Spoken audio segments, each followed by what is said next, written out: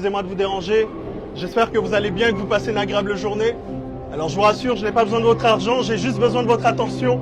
Si je suis là, c'est pour vous parler de quelqu'un de très important.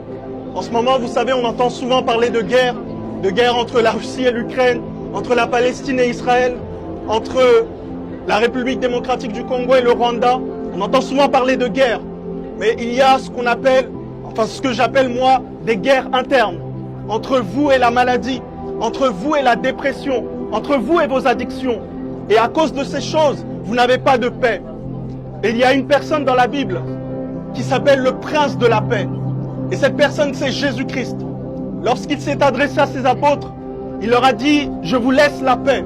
Je vous donne ma paix. Je ne vous donne pas comme le monde donne. Car oui, mesdames et messieurs, il y a une différence entre la paix du monde et celle de Dieu. La paix du monde dépend de ce que vous gagnez chaque mois. Elle dépend de ce que vous avez dans votre compte bancaire. Elle dépend de votre mari ou de votre femme. Mais la paix de Dieu, elle dépend de lui et de lui seul. Et cette paix, elle est éternelle. Mesdames et messieurs, il y a quelques années en arrière, je n'avais pas de paix. Et pourtant, j'avais des amis. Et pourtant, je jouais avec eux au basket.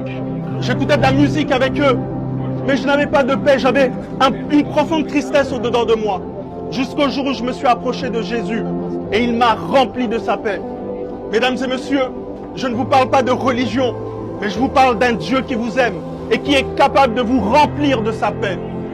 La Bible dit que Dieu a tant aimé le monde qu'il a donné son Fils unique, afin que quiconque croit en lui ne périsse point, mais qu'il ait la vie éternelle. Mesdames et messieurs, Dieu vous aime. Peu importe qui vous êtes, peu importe ce que vous faites dans votre vie, Jésus-Christ vous aime. Et il est capable de remplir votre cœur de sa paix.